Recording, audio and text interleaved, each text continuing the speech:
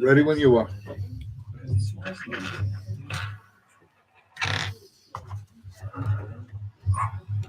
New York.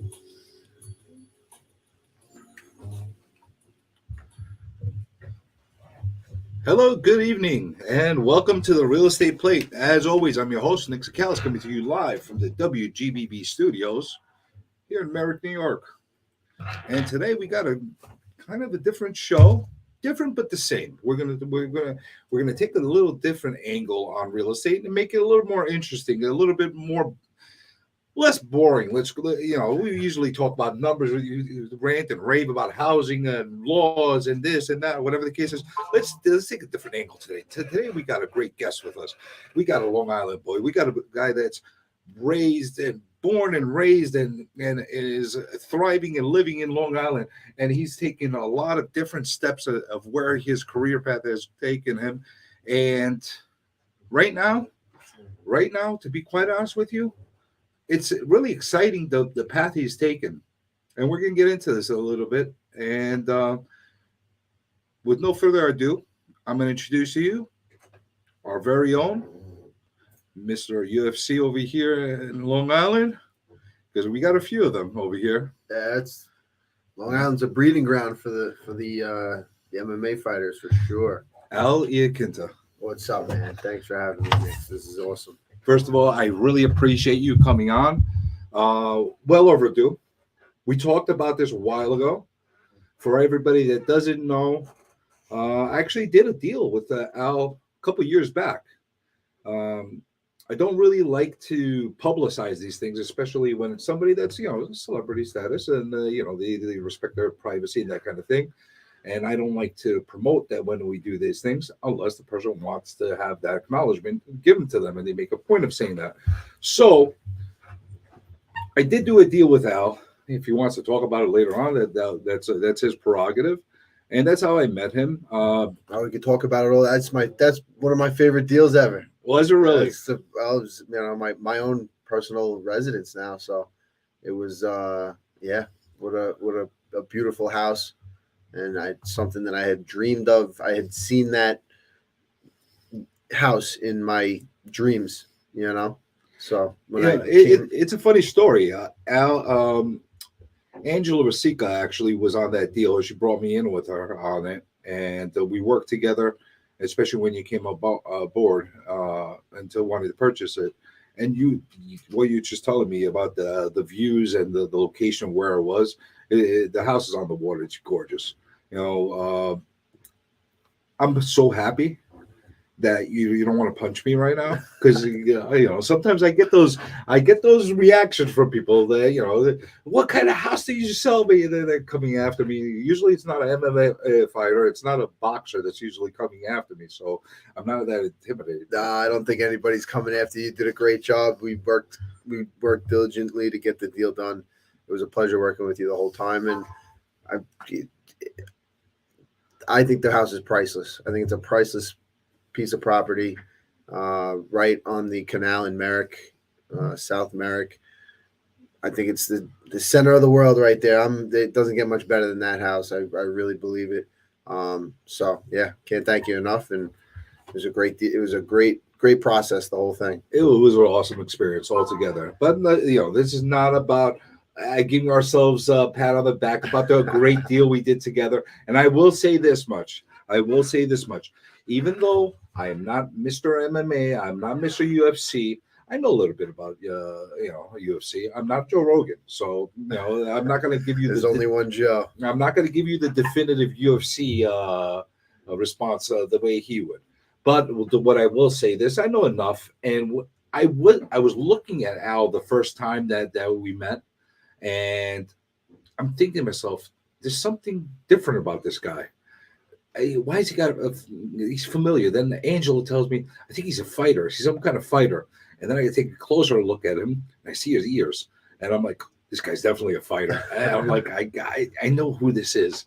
I'm sitting there and trying to put, there you go. People are already saying, I got someone hung over here, punch Nick. Do it for the viewers. All right. Do it for the ratings. Come on, guys. All right. Give the guy a break here. Come on. You gotta wait until the end of the show for him to punch me. You can't do it in the beginning because Otherwise, we're gonna have nothing. yeah, we don't have dead air for an hour. Let him punch me after the show. How you doing, NYC guy? Thank you for joining us. But what I was saying is, I took a good look at it. You got to show people yours. Yeah, I got Look at that. The cauliflower year. Been got started back in the day wrestling in high school. And I wrestled at Wanta High School, and you know, you got the wrestling headgear, and if you don't wear the headgear, your ears get hit and beat up, and then they kind of scar up, and that's where you get that cauliflower ear. It's kind of in America, I don't think it's as highly regarded, but in other places of the world, people with cauliflower ears, they go right to the front of the line. In places like Russia and Dagestan, they really respect the wrestlers, and the cauliflower ears a big deal in other parts of the world. Well, I would expect that, and you have to have a certain mindset and a certain fortitude to do what you do. And I give you all the respect in the world for what you're doing. And we're going to kind of like transition and bring this into how this kind of fits in with what your new path that you're taking is. Not necessarily new path, but you're doing this for a few years. But how the two different businesses and models actually work together in a way where actually makes you a better real estate professional. But that being said, no punches, just a quick choke out. No choke outs until the end of the show, right? Any punches or choke outs or anything like that, you got to wait. Listen, he's going to have a hard time with me. You know what I'm saying? I'm not saying that if he punches me, I'm not going to fall down and die and pass out or whatever the case is. But what I will say is this: I got about 100 pounds on him, probably. I'm in a different weight class. You're in a different weight class than me. You know what I mean? Now I'm not as skilled as you. You'll probably kick the crap out of me. But you'll probably take a while to put your arms around me. I got too much girth for you to be able to grab a hold of me and just knock me out in 10 seconds. It may take you about 25 seconds to knock me out. We'll see. We'll see at the end of the show how quickly it'll take you to knock me out. But that being said, all joking aside, I definitely appreciate everybody for coming on right now and joining the show. I do have a lot of messages that are coming in from Reddit, from Facebook, from LinkedIn. Believe it or not, LinkedIn. Do we have UFC people that are interested in LinkedIn professionals? Big fan of Al. Took Khabib to the end. I'm going to actually talk about that fight. Because that actually, I think for me personally, and I think for a lot of people, is your defining match. You know, regardless of what the results were, I think you showed what type of fighter you are in that fight. I really do. Because Khabib, I think, speaks for himself as far as what type of class fighter he was. And what you did and how you performed against him was spectacular. I mean, you were engaged from beginning to end watching that fight. And it felt like a throwback. It really did feel like a throwback fight, and something you don't really see that often anymore. Yeah, it was. The guy's a beast. I took the fight on short notice as far as I was supposed to fight that night, but I was the first fight of the night. And Khabib was in the championship, the main event. His opponent falls out last minute. I get the call, hop in there, and I had just been confident in the years of preparation. I didn't have too much time to train strictly for him. My opponent, Paul Felder, the original opponent at the time, had a totally different style. But I had also a different style than Khabib's original opponent, who was Max Holloway after Tony Ferguson. So when the call came in, I rose to the occasion, said I have nothing to lose, went in there and just relied on my years of training. Everything happened so fast. It happened so fast. That was the craziest weekend of my life. I don't think there'll ever be a crazier weekend. Can't imagine anything could be crazier, but it definitely, I would have liked to won the fight. Looking back, you think there's points where you could have done things a little differently during the fight here and there. But if you didn't get the win, pushing a guy like Khabib to have a tough fight is a good feather in the cap. and not only to pushing him to that extreme, doing it on short notice, doing pretty much unprepared. You weren't prepared to fight him. I thought the whole story and the background behind that fight makes it almost all that better. It really does, because being able to adapt and be able to you know evaluate what's going on around you and actually thrive in it is a really big deal. And that not only is a reflection on you as a fighter, but also a reflection on you from a character point of view of how you would be able to adapt in other circumstances, like in the real estate world. So I think that was really a great feat. Again, would it have been great for you to win? Absolutely. You're not going to win them all. Same way you can't make all the deals. Something's going to happen. But you came out looking like a champ, in my personal opinion, and I'm sure there's a lot of people out there that feel the same way. No, absolutely. Yeah. No, I appreciate it. But that like you said, it's anything. That's life. Think you get curveballs thrown your way, opportunities come out of nowhere, and you got to be prepared for everything. So even though I could have wish I would have been more prepared and maybe had a little bit more time to prepare just for that, the opportunity presented itself. You don't turn down a title shot in the UFC, and especially an opportunity like that at the Barclays Center in as close to hometown as you can get. It was quite the experience, and I wouldn't change it for the world.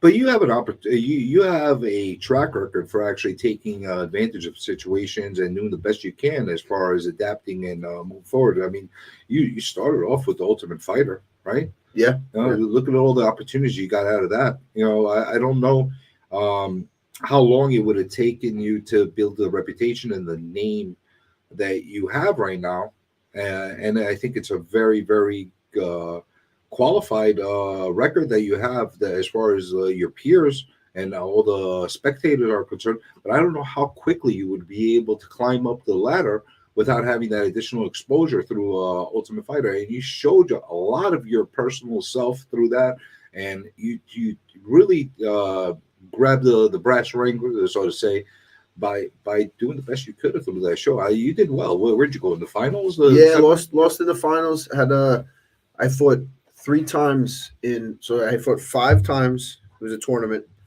36 fighters, 18 on each side. I forget. There was a lot of fighters, and you fight your way down the tournament. I got to the finals. I had 5 fights in 13 weeks. I went 4-1, losing in the finals. The last 3 weeks was the last 2 weeks. Excuse me. The last 2 weeks I had 3 fights. Won the first 2 and lost the finals. I won the quarter, semis, and then lost in the finals. It was Friday. Grueling. It was a grueling 13 weeks under a lot of pressure the whole time. Cameras on you constantly throughout the whole thing. You're in a mansion and just followed around by cameras. It's funny you mentioned the 13 weeks. I mean, typically your fight time and your preparation time is not 13 weeks between matches. Well, I mean, you'd get usually oh yeah, way more. You had 3 of them within that time period. Yeah.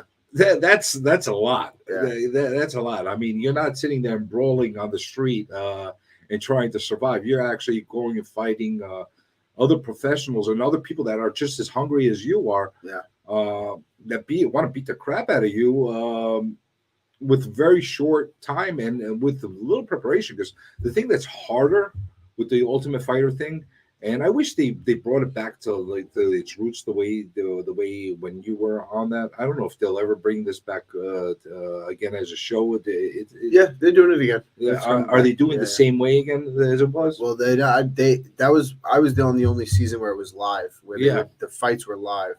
All the other times it's pre-recorded, and they do the show for 6 weeks. They film for 6 weeks, and then they extend the show through 13 on air. For us, it was 13 weeks live. Every week the fight was live. So, and that's what I'm talking about. As far as you got other people just as hungry as you are, just as rabid as you are as far as fighting. In 13 weeks, you're taking on all these fights. And the biggest problem that I personally think is these are pretty unknown people that you're fighting. So you don't have like a lot of tape that you're going off of as far as what their style is and all that stuff. You're basically going week to week and trying to adapt and see how you're going to fight this person. So I think that's a really hard thing to do, and I wish they actually brought that back because that actually maybe not because I think a lot of people could really get hurt. No, actually. it was. I mean, the way that season was brutal. It was a grueling season. I came out with many injuries. By the way, I'm gonna just let you know. There's a guy by the name of Ken Buchan, Buchan or Buchan. I'm sorry if I'm butchering your name, people. I apologize that I'm very bad at pronouncing names for the first time. But if I hear it once, I'll know how to say it. But Ken Buchan, tell Al I say hi. We're old buddies, so I guess you got a couple What's old buddies up, that Ken? are watching. Awesome. Yeah. But yeah, that's kind of it. By the way, I'm gonna mention this.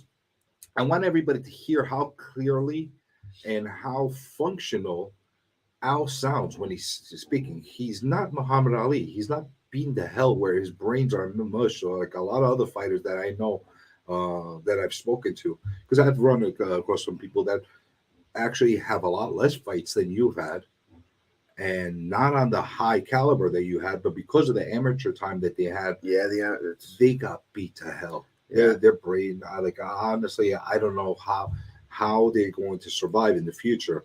And Well, that means a lot you saying that because I think to myself, man, I hope I'm not like slurring my words and I can't hear it myself. You know what I mean?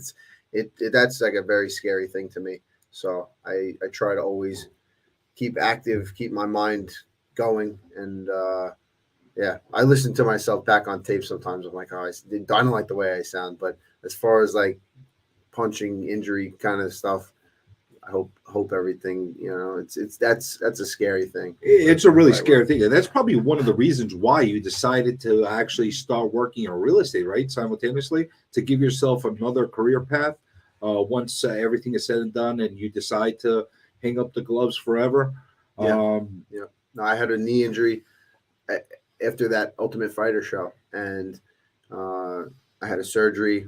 It held up for a little bit, and then 5 or 6 fights later, had another big surgery, and they said they didn't know whether or not I would be fighting again.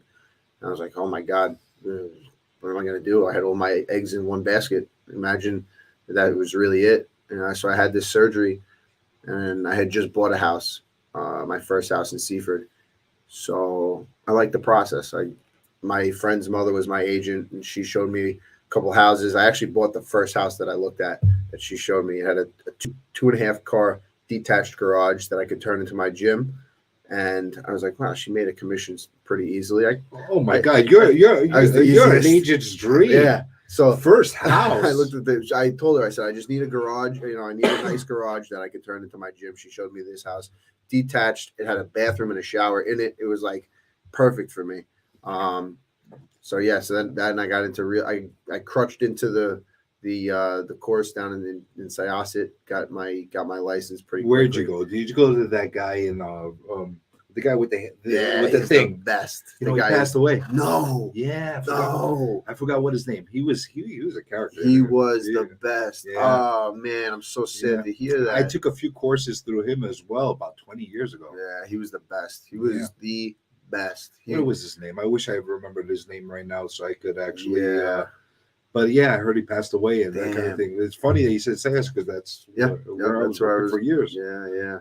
But I actually have a viewer that actually brought up a question that I was going to go into what I was going to jump into right now, and that's, does the UFC cover the medical costs? And I know they don't pay for a lot of they don't pay the fighters a lot. So let me get into that in just a second, Swano. Thanks for the question because it's a great question. Because one of the things that's really, really similar in both businesses and industries that Al decided to get into, whether it's through professional fighting and whether it's through professional fighting through MMA kind of standards, and working the real estate field, both industries, both businesses don't have a unionized type of effort through their employees because they're not really employees. They're all independent contractors. And I love to be able to discuss that with you a little bit. But before we do that, if you could just answer the question, did they cover some of your expenses as far as your need was Yeah, concerned? yeah, Was that yeah. because it was the show, or would they have done the same if you was just a regular fight? Back then it was a little different. Years back, they didn't have the insurance program that they had now. It was a little different. Now they cover everything. They do. They have a lot better uh, insurance as far as injuries through training and the fights. Definitely, if you get injured in the fight. Also now they cover training injuries. Back then it was a little different. So I kind of had to really convince them that this surgery was needed and that it was an investment for them in me. Um, so yeah, I mean they're they're working on that. They're definitely getting better. I think I was very frustrated with them at that point in time, but um, yeah, there's still ways. There's a lot of work to go on. As you said, there's no union, so Do you no think association. are you pro union or against union? I am pro union in a sense that more of like a players association, kind of like the major athletic professional sports have. Um, I think that collective bargaining is huge, and it would benefit the fighters tremendously. It's just so difficult to get everybody on the same page. It's because of pay scales, right? That makes the biggest problem between the fighters. Yeah, it kind of seems like uh, the guys that could make a difference are getting paid well enough to where they don't really want to say anything and speak out. And a lot of fighters don't want to speak out because that's you're fighting the hand that feeds you. You know what I mean? Yeah, it's a dangerous path to go. It's the same way Absolutely. if you're working for a real estate brokerage and you're barking to your broker and telling them, listen, you should be covering this, you could be covering that, and that Yeah. kind of thing. Um, and yeah, you're independent contractor. You could always get a job at another, or you could attach a license at another brokerage. Or that kind of, but if you get the reputation that you're a troublemaker Yeah. or one of these people that are pushing towards changing independent contractor agreements between the brokerages, you could get blacklisted a little bit, and it could cause you a lot of issues going down the line. So I definitely get that. But the thing that I get more concerned with more than anything else, as far as the guaranteed compensations and everything like that, because yeah, I'm a believer in meritocracy. The better you are, the more you fight, the more you should get paid. I think that's the right thing. The same way if you're a broker, and the better you are, the more deals you're going to make, and more people are going to be attracted to you to come and give you the business. But the one thing that I think really needs to be addressed is the medical thing. Yeah. That thing needs to be figured out in a way where people are protected in the best possible way. Because one, you're on the you're in that octagon, you're in the ring, you're basically beating yourself to a pulp, and doing that for as a living for the amusement of people and people profiting off of it, I think is something that really needs to be um, taken care of in a way where the fighters and everybody that's participating really feel that they're being appreciated. Yeah. No, absolutely. I Mm, couldn't agree more. I think it's yeah, and after the fact, when guys are done fighting, these injuries don't just go away. Yeah, if anything, they get worse with time. So I think yeah, kind of long term health benefits that would help the fighters. That would be huge. Even uh, uh, healthcare for the families of fighters and stuff like that. I think that it's all coming down the line. It's a relatively new sport. The UFC was founded in 1993. It was the first. The NFL, NBA, NHL. These have been around for way longer than the I UFC. I So feel that you know one I was huge like I'm more of a casual fan now than a diehard. yeah, But I feel like I was so much more diehard in the early '90s when it was first coming out, and I think really the biggest reason was it was filling in that gap that boxing left off yeah, because I was a huge boxing fan through the '80s going to the '90s. and I lost it right around. I want to say right around that time period with when Lennox Lewis was the champion, and then went into the Klitschko's. I feel like it wasn't the same. The quality of the matches, the competition level, the heavyweight division was not the same. Now, yeah, the lightweights and middleweights, you had Roy Jones, you had a few like really great fighters that are during that period, but even those great fighters that were fighting during that time didn't have the competition.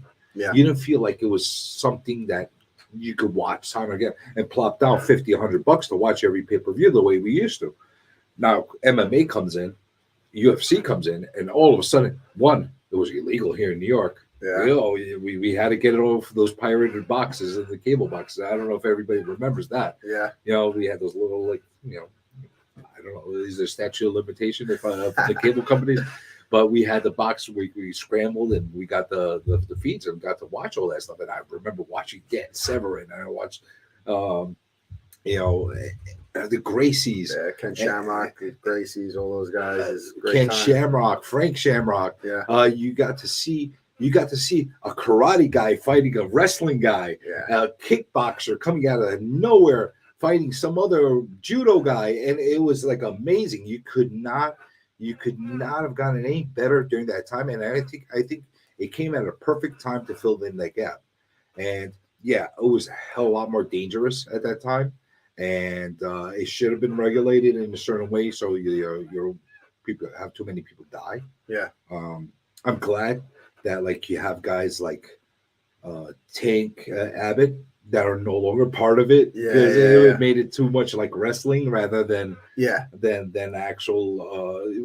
Don't get me wrong, I would not want to take a punch from Tank Abbott. Well, it was just a different era in the sport. You know, I think now it's become a sport. Back then, it was like you said, it was boxing versus wrestling, sumo versus karate. Who was going to win? It was the premise behind why the UFC was there. It was such a cool thing. Like nobody had really fought. You know, nobody really knew what wins. Karate, boxing. Everyone says theirs the best, but let's put them in there and let's find out. And when they got in there and they started mixing it up, people were like, "Wow!" You saw that the first fight ever. Gerard Gordeau, long, lanky kickboxer, goes in there against Taylor Tooley, sumo wrestler. Guy had to be like 600, 700 pounds. Who the hell knows? Just runs right at him. And you see the kickboxer, Gerard Gordeau, hit him with a kick, and his tooth goes flying out. And people are like, "What the heck is what just happened? This is not something we've ever seen before." Yeah, what just happened? It was scary, but it was awesome at the same time. Yeah. It was. And that no longer exists. Yeah. That type of fighting format doesn't exist, but it was fun as hell. No, it was fun. It was fun as hell to watch. That's absolutely. But now the sports evolved, and the athletes are at such a higher level. You see these kids now coming up. It was, a wrestler would learn. It was a college wrestler, Olympic wrestler. He would learn boxing and jiu-jitsu. A jiu-jitsu world champion would learn boxing and jiu-jitsu. And now these kids are coming up, this newest generation, starting from ground zero with everything. They've been kickboxing, they've been doing jiu-jitsu, they've been wrestling, all three at the highest level. And now they bring it together, and you're seeing just a whole nother, the sport is just it's a whole nother level. And I mean, look at you. Watch. You got to know a little bit of wrestling. You got to know a little bit of judo. You have to know a little bit of boxing. Yeah. You got, I guess, a little bit of kickboxing too. Absolutely. And a little bit of, I'm going to kick your butt. That's what you got to know. Yeah. So it's not like you could be the big sumo guy and just come there and smother people, and which was fun to watch. Yeah. Now they got the weight classes, so it's that's a whole nother art in itself. Mm-hmm. Being at the top of your weight class, being a bigger guy, cutting weight is it's cool. I got a question from Nick Sorrells. Does it make sense to fight under your own corporation instead of having of being paid personally? That's actually a really good question. Same works in the real estate as well. Yeah. For some real estate, does it make sense? Yeah. For real estate, I'll answer that question. Some real estate does it make sense to be under a corporation instead of personally. Um, Depends on what your volume of business does. I do have a corporation under my real estate banner, but if you're just starting out, like right now, it doesn't really make a difference whether you have a corporation or not, because it's going to be pass through income anyway, and you're not going to be paying that much in taxes to start with. But as far as for the MMA stuff, you tell me, is it Yeah, worth it? no, as a 1099, you want to be put through corporation LLC, and then you can write off the expenses. Yeah, good. I let my accountant handle it, but that's It the makes way a lot of sense. So they're very yeah. similar. So that's another actually similarity that a lot of people have when it comes to that. And at the same time, I'll say one thing: if you have a brand name in an LLC or a corporation that you're working under, it's a lot easier to brand it as a company than yourself itself. For me, what I have my Cicalis team. I have the real estate plate. I got a couple of different corporations that I have to use.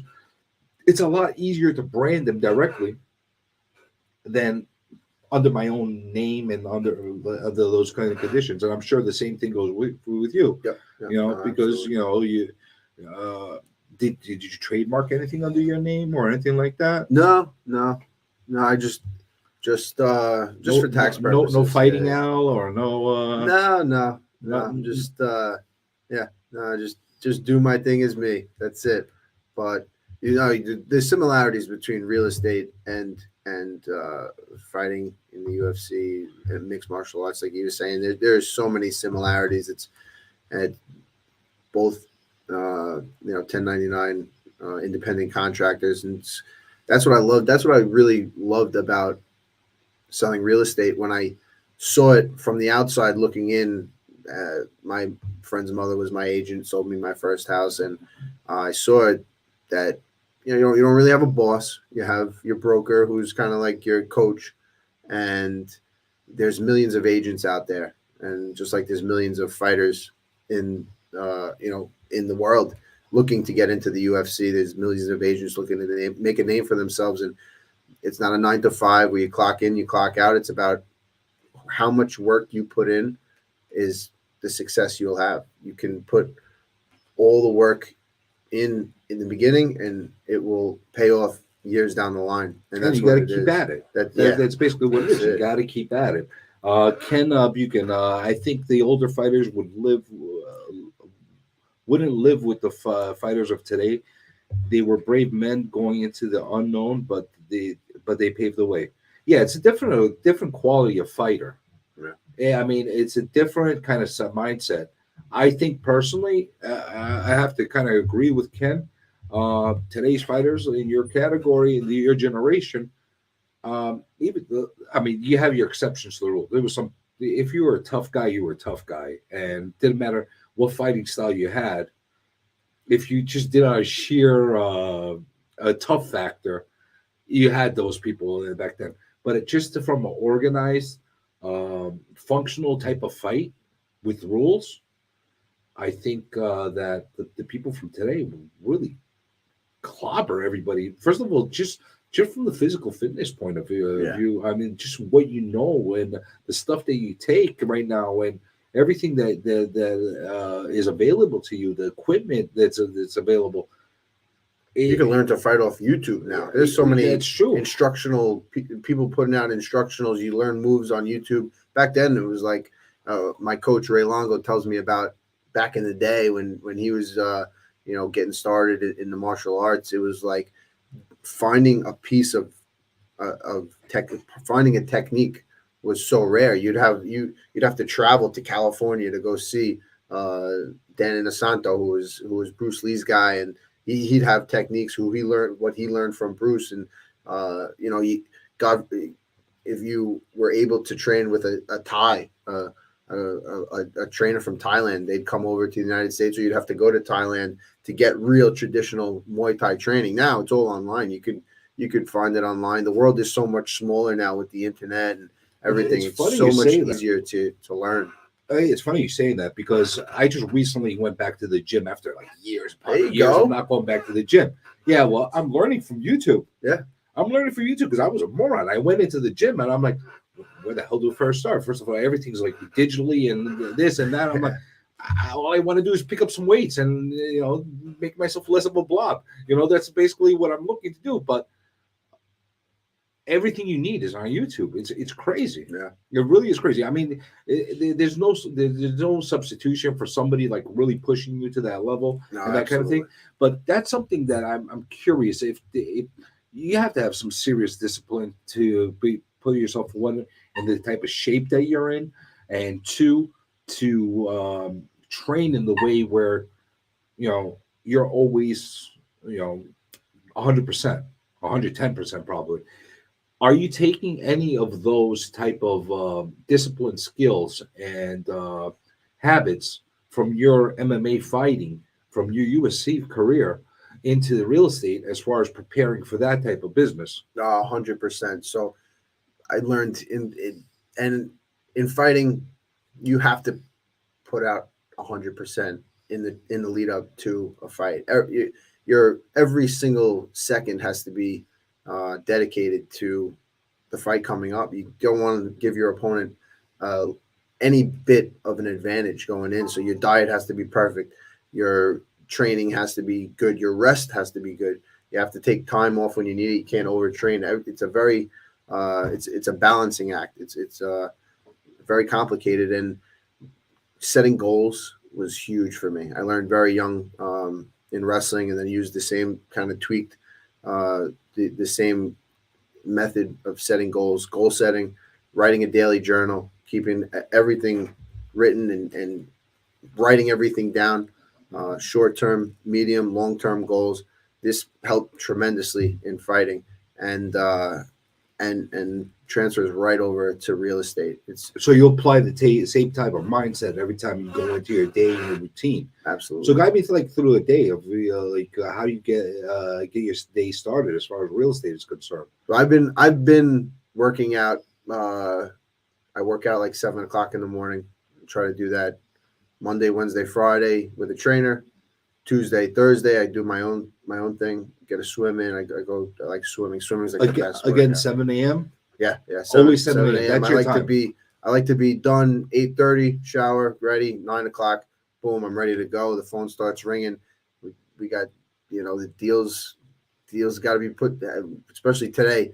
I have two closing tomorrow and a closing on Thursday. Hopefully Thursday. We're trying to pull this thing together at the last minute. The rates going up. This guy's got his rate locked, and it's going to expire. He's going away, so we want to get it closed before he goes away on Friday. Got to get it done on Thursday. So it's I'm on the phone. I got to be ready at 9 a.m. when the business day starts to start. Calling the attorneys, making sure they're in contact with the seller's attorney, making sure that they're in touch with the bank and everything's moving. I it's funny when you see real estate on HDTV and they show them three houses and it's like, look at this, look at that, look at this, look at that. And it's like, I don't really show houses like that. It's like, that's not going to sell the house. The house, you show someone a house and you make the appointment, you schedule. It's all about scheduling. Very meticulous with, if you're showing somebody three houses, you want to coordinate it. So 6:30, 7:30, you're making those appointments. They'll know if they like the house. I don't ever show them one of these Yeah. in case they don't buy what you want or give you a hard time? That's it, right?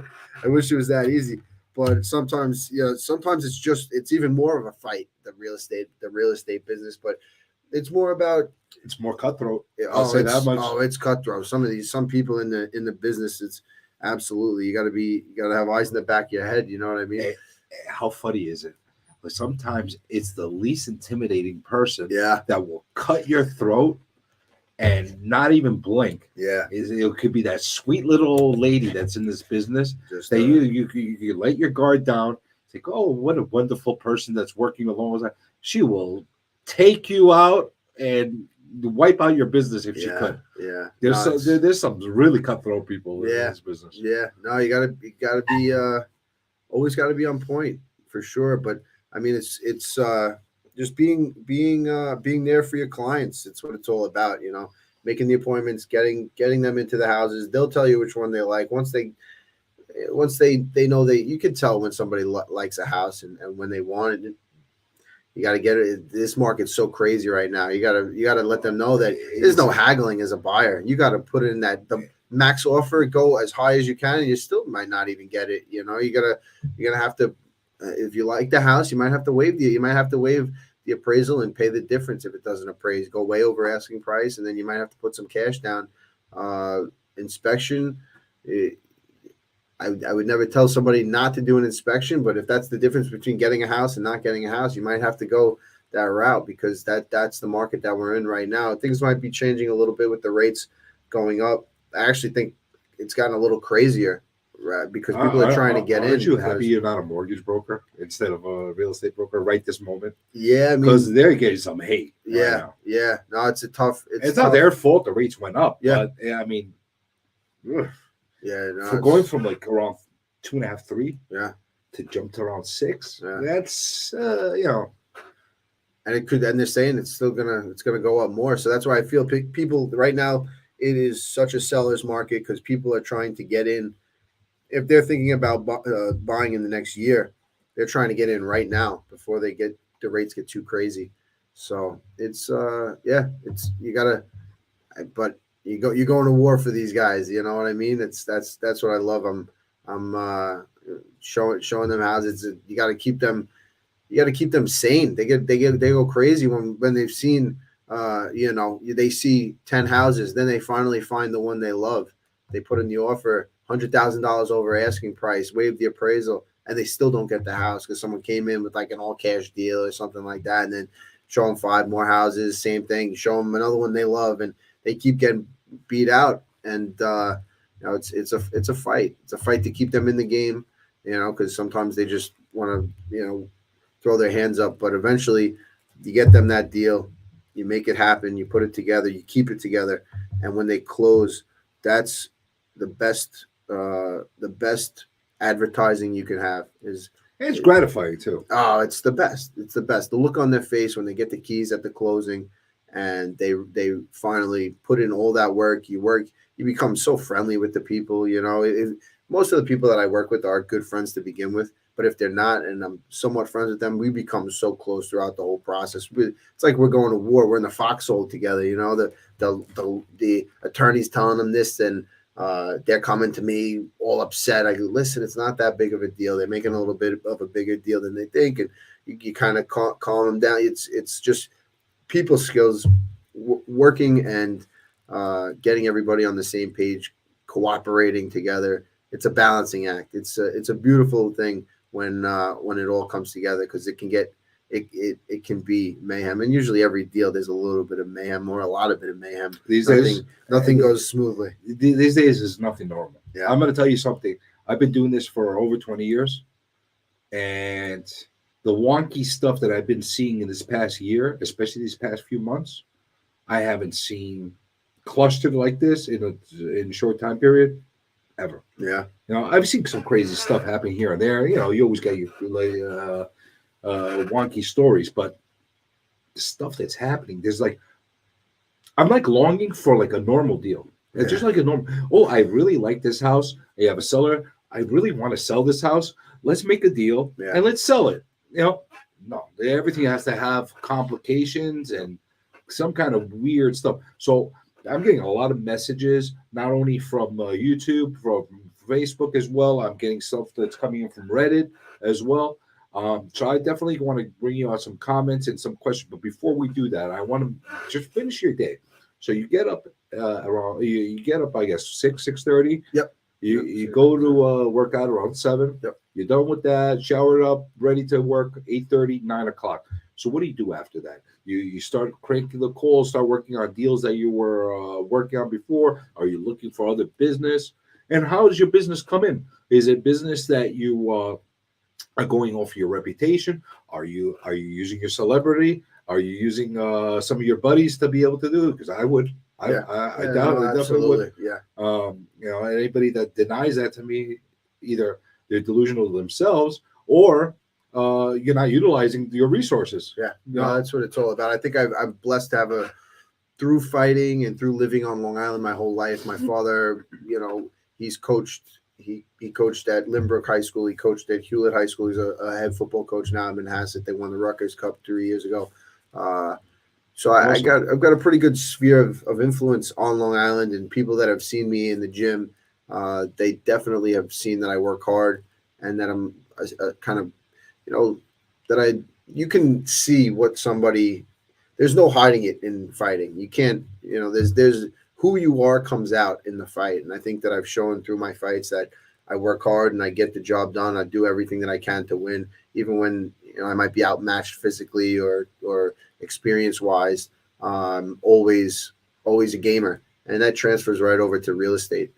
If someone puts their trust in me to get a job done, I'm doing everything that I can to get it done, and I've been blessed that people are willing to work with me. They reach out, mostly people, friends from Long Island that I've met through the years or through through the gym. I do promote a lot on Instagram. I do do that way, and then my farm I got really in Wantor. I got my kids in the Wantor Wrestling Kids. They run around and they hand out flyers in the mailboxes and stuff like that. They help me out. I kind of have them. They're like professional athletes. These kids. Oh, so you I got give them kids? yeah, I didn't realize. No, I don't have kids. No. The kids that The- wrestle oh. the wrestlers. They I have them put the door hangers around in Wanto. Just sold. I got a house in contract. Um, I was on the sales side in Wanto. Got it under contract, and then did mailers, did the door hangers, and got a couple good leads out of it. A couple more houses should be going on the market pretty soon. But So you're actually putting the work in. You're not just going for your reputation alone. You're actually doing door hangers. You're actually contacting strangers and that kind of thing. You actually do the work. I'm doing it. I call for sale by owners. You're not coasting on your reputation alone. There's no coasting in this. Wow. I feel like I'd get, that only goes so far. But I've been the closing that I have tomorrow. You're right about that. For sale. You could only push it so far. Yeah. You're right about that. Reputation. No, absolutely. But and just keep building different avenues, different niches. I'm getting pretty good at calling for sale by owners, convincing them to list with me. The closing that I have tomorrow was a for sale by owner. Rareleads.com is a lead generation service that I use, and wait. Do you know the guys that own the place? Yeah. Oh, that's why you're saying their name. Yeah. Why? Well, we're kind of why are you giving you secrets? Well, hey, if you're an agent out there and you're struggling to get leads, rareleads.com, I do think they're the best out there. But they do work with for sale by owners, and calling for sale by owners. They generate a good list of for sale by owners for me. I cold call, and there was one day I called. I just did. I must have made $1 million. I called I did like hours straight. So you grind. You actually put the work in. How long is your usual work day? Sometimes it's a work week. It's not a work day. It's I'm going till I'll work all day. I'll go show a house down in Long Beach. 7 to 8 o'clock at night, finishing off the day.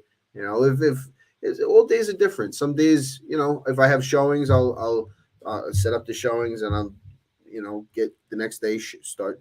I do my showings, and it's a balancing act to get it all in. But like I said, same thing with fighting. If you write it all down, nothing gets through the cracks. I write down like everything that I learned in wrestling and in fighting. I'd write down every technique that I learned, everything. And in real estate, the same thing. I write down. You got to keep everything there right in front of you. Goals, daily affirmations every day. What in the morning I wake up, I write my affirmations. Like what is the goal of what am I doing today? Why am I doing it? It's very important. That's amazing. That's amazing because you're a millennial. You are a millennial, and you're using old school tactics. You're using tactics that I would use, like old boomer like me, that's actually using these tactics, and And even though I'm Generation X, I'm not baby boomer, but people like to lump us all in and do it together. But that being said, you're actually using old school tactics and they work. I'm an old school guy. That's the way to do Just it. like what you're training, right? Yeah, yeah. There's no for magic sure. pill. There is no Speaking of magic pills, pill. I'd love to hear what your thoughts are about steroids and all that stuff as far as that's concerned. You think there's a quick um, fix to get me to have a Adonis type of body? The Or TRT that's what everyone's doing now. They supposedly pretty safe. You go to a doctor, you get once you're like 28, your testosterone starts to go down. So these doctors now, they have it down to a science where they can kind of boost that up a little bit. I think that's kind of like a little bit on the more safer side. But then so a lot of these guys are doing who knows what they're doing. yeah, I'm not talking about Barry Bonds type of horse. Horse pills or growth that can make your head twice the size. No, it's to be honest, I never really messed around with it. I was never even exposed to it in like high school and in college. No one really pushed it on me or anything like that. So I've been pretty fortunate that I'm just doing it the old natural way. I could tell from visually the way you look. I mean, obviously some people, they could be deceiving and that kind of thing, but you have a natural build. You don't look like a cartoon character that came out of nowhere where you're shredded and then on your cuts you have more cuts and then on top of that you don't have that kind of physique. You have like a natural, like nice physique that you were able to build up. So I hope you don't think that I was inconsiderate. I'm just like looking at myself like I need to lose weight. I'm like, maybe you can give me a tip. It's hard work, man. You get in the gym, so I was kind of in a rut there for a little bit. I was maybe like, so I fought in November and then I didn't go my way. And I was kind of like in a rut. I was same thing. I was like kind of getting out of shape. I didn't have a fight coming up. I was kind of in limbo. I hurt my knee. And then I was like, you know what? Screw this. I saw that one of the trainers be Mo Fit in the gym. And I was like, dude, do you train people in the morning? Can you meet me here Monday, Wednesday, Friday at 7? And I was like, yeah. And been doing that. And it just changed everything. My mindset, starting out Monday, 7 a.m., getting in the gym. And I don't have to think. I just go and he gives me the workout. And that's how I start my week, how I start my days is with, Monday, Wednesday, Friday. I'm not thinking. I just go in. He has the workouts planned out by him. I don't have to think. I just go through it and leave feeling great. And it changed my whole outlook on like life. Just getting that workout in the morning. It gave me a reason to wake up early. It gave me a reason to go to bed early the night before because I'm preparing for something. And that kind of got everything going. Something just as simple as hiring a trainer 3 days a week was huge for me. So from what it sounds like, you actually got a few more fights in you. Because there's rumors going on. Maybe he's retiring. Maybe he's not retiring. Sounds like you might have a few more fights in you. I don't know. Like I said, like we were talking, these guys now coming up, they're on a whole nother level. I see, my teammates at the gym, the guys that were helping me coming, were pushing me when I was at the top of my game. They're now starting to get at the top of their game. And I see the amount of work that they're putting in, and my body just can't hold up to the things they're doing. They're training 3 times a day, all day. I'm struggling to just get through some workouts here and there, and I'm also putting so much time into real estate that it wouldn't be fair for me to get in there. It wouldn't be fair to myself to get in there. I don't think it was fair to myself. I didn't really portray myself in the last fight the way that I had throughout my career. I was a little. My mind was on other things. I think I really enjoy selling real estate. I have investment properties that I manage, and when you have a fight coming up and something happens to one of the properties, there's no saying I have a fight coming up. I'll deal with it later. It's you got to deal with it as it comes, and I think it wouldn't be fair for anybody for me to fight. With what I'm doing, it wouldn't be fair to my opponent. It wouldn't be fair to me. Probably be my opponent would like it because I'm doing other things. I wouldn't be as focused, and I don't think I have been as focused. And my body's beat up. I took 35 years old. I've been fighting for like 13 years now, and then wrestling. I wrestled, I don't know, 7 years before that. So um, I was fortunate that I got into real estate at a time where my brain could still. I think I was young enough to where I could adapt to something new. I think if at 35 years old I started selling real estate, it would be a lot tougher for me. The younger you start something, I think the more apt you are to kind of be motivated to conquer it. And I think that was huge for me that I was like 27, 28 when I got into selling real estate. And a lot of people they've been in sales their whole life and then they get into selling real estate. But I was never in sales.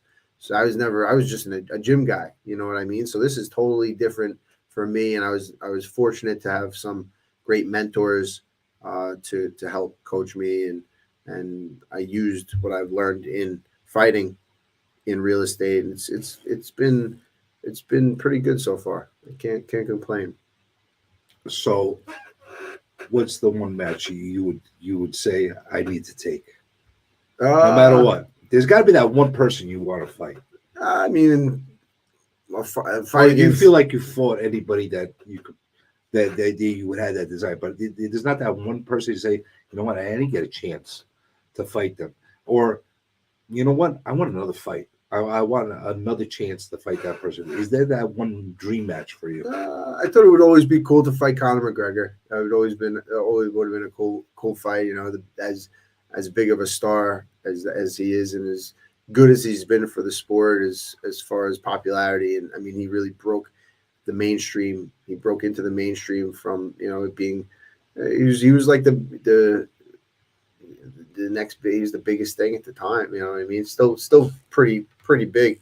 Um, but that would be a cool one. The payday too. And yeah, That doesn't hurt. That's half of it, I think. But yeah, I think I'm pretty content where I'm at. I think I fought all over the world. I've seen parts of the world that I didn't even know existed that I fell in love with. I've got to fight in Australia.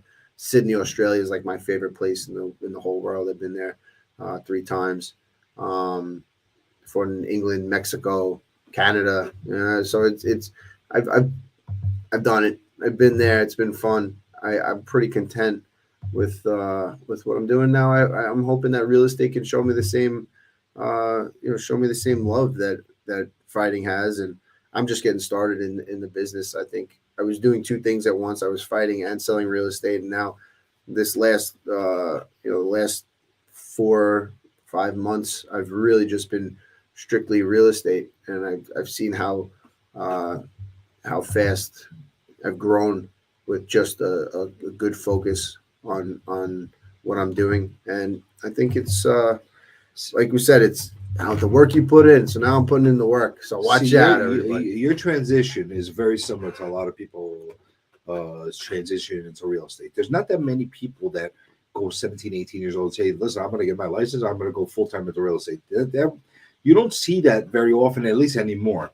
You typically see somebody that's either transitioning or doing another type of um, job, or working in another sector or field that is giving them supplemental income to be able to continue to grow. Because a lot of people don't realize to get started in real estate, it's feast or famine. Yeah. You could starve real fast because unless you're doing rentals and you're doing one a day, you could go through real long periods of time without actually making money. And if you're starting brand new, somebody has to give you that chance to be able to get there.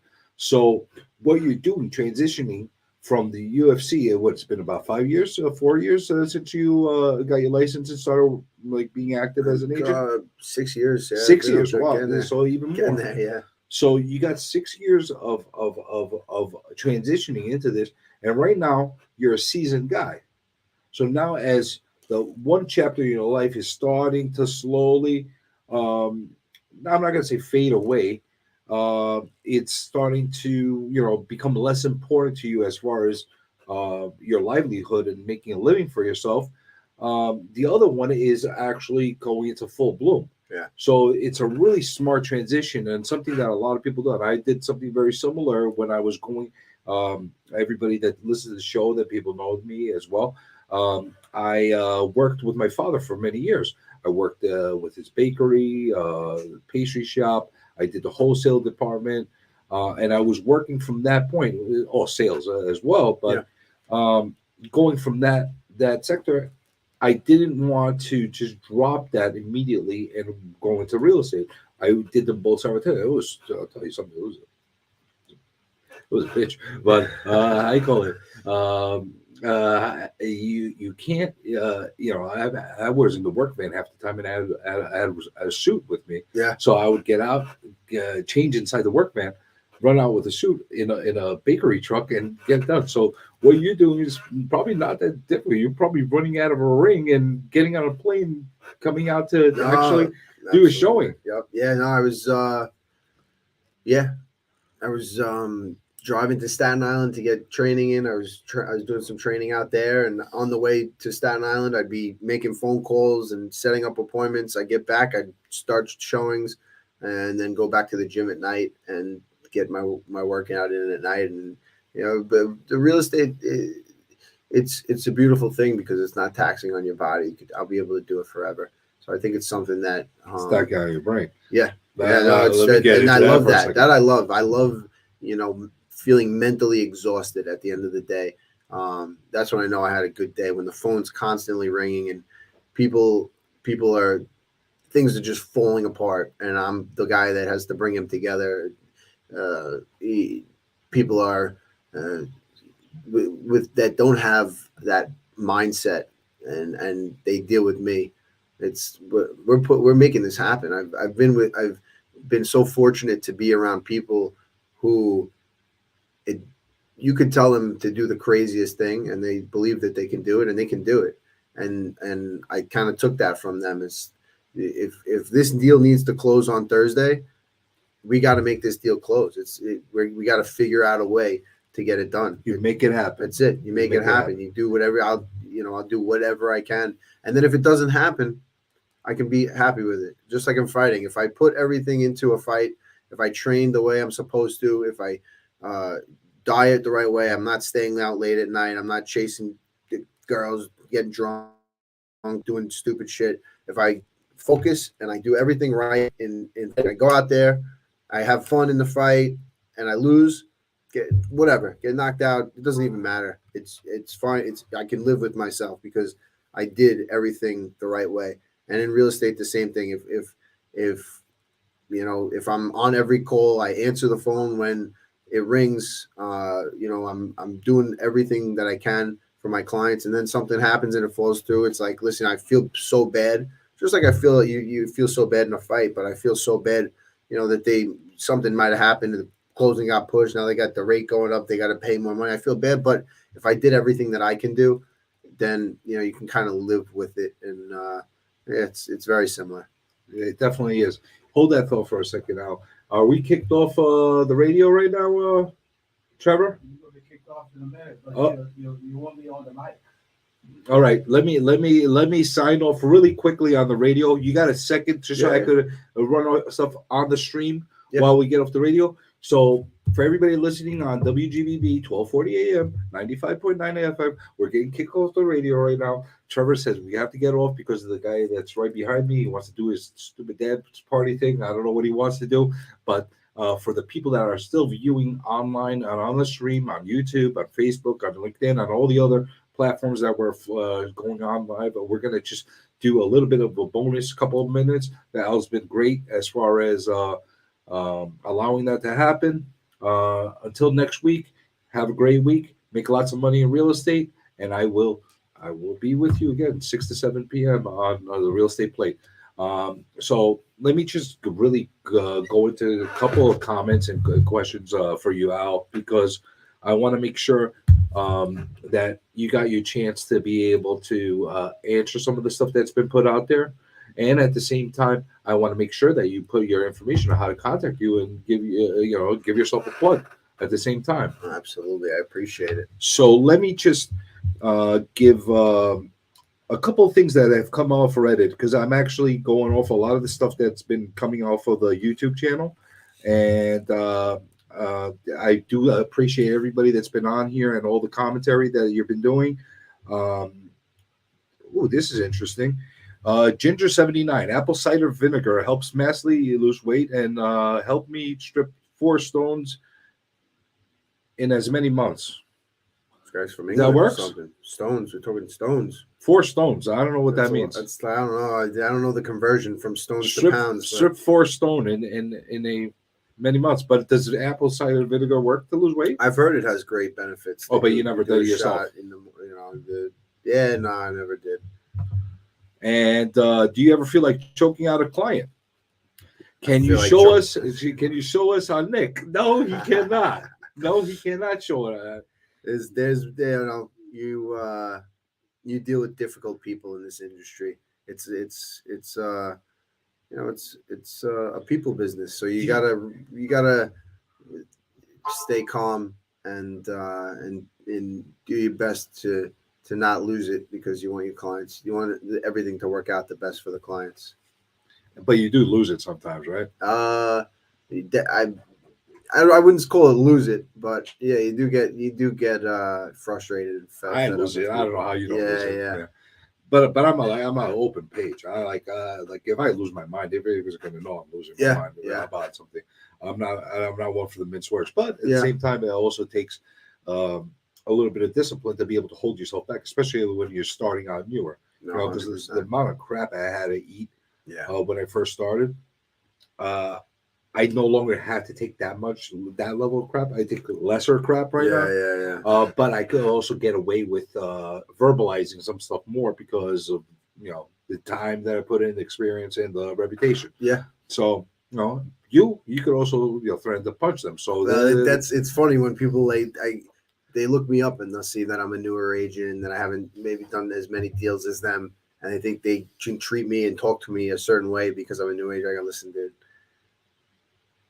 There's one guy who's like, I looked you up. You're a rookie agent. I go, listen, dude, you didn't look me up because if you did, you see, I do other things besides fighting. Did my mic go out? Because we're off the radio, where actually, if you want to take the headphones off, it doesn't really matter at this point. All right. But I just realized I didn't even give the radio phone number for people to call in. We got so onto the messaging that they came in, so I didn't realize that.